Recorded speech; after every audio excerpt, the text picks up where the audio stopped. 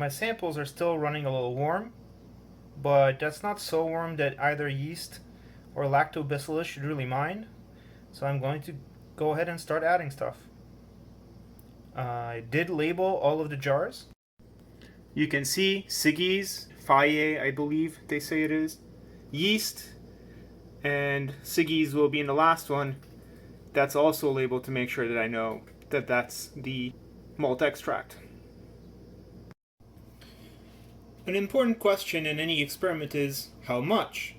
But in this particular experiment, this is a kitchen experiment after all, we're going to go with how much? Well, some. For 5 gallons, I was using a full proper tablespoon of this stuff, actually 2 tablespoons of this. So even a small amount should be way more than enough.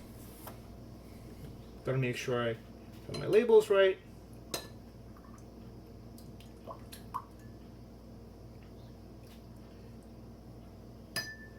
Siggy's for the first,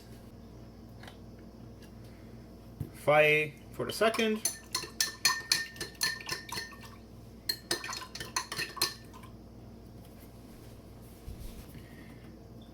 Siggy's for the malt,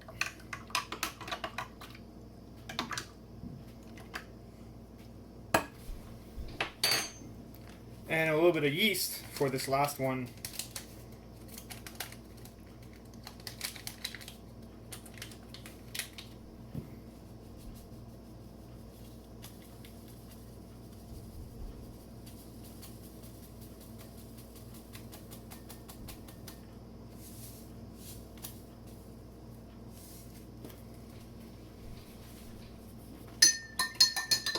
Make sure everything is stirred in.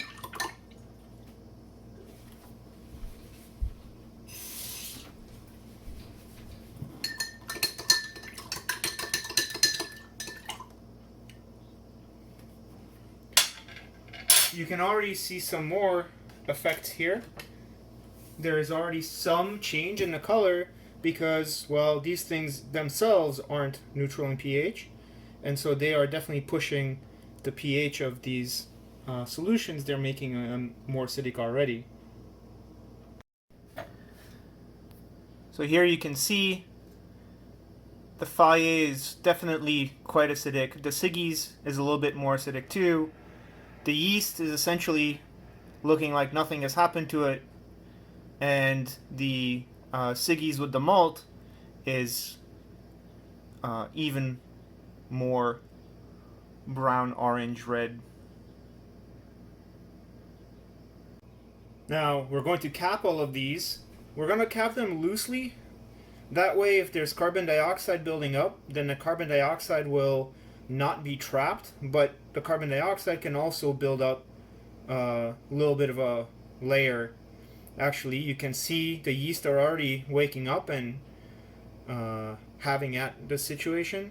So I want to make sure that that isn't gonna run out of the mason jar, but I also want to make sure that if those guys start actually fermenting, then they aren't just making CO2, that they'll get to make some ethanol as well. So for that, I have to make sure that it's capped sufficiently well that I can keep a layer of CO2 over the yeast so that they don't breathe oxygen from the environment.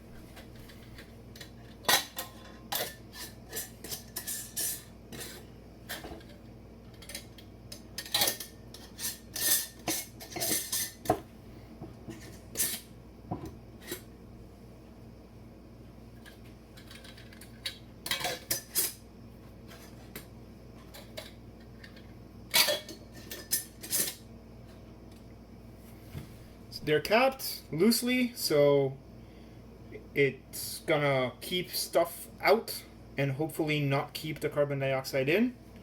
And then we wait. Time to eat.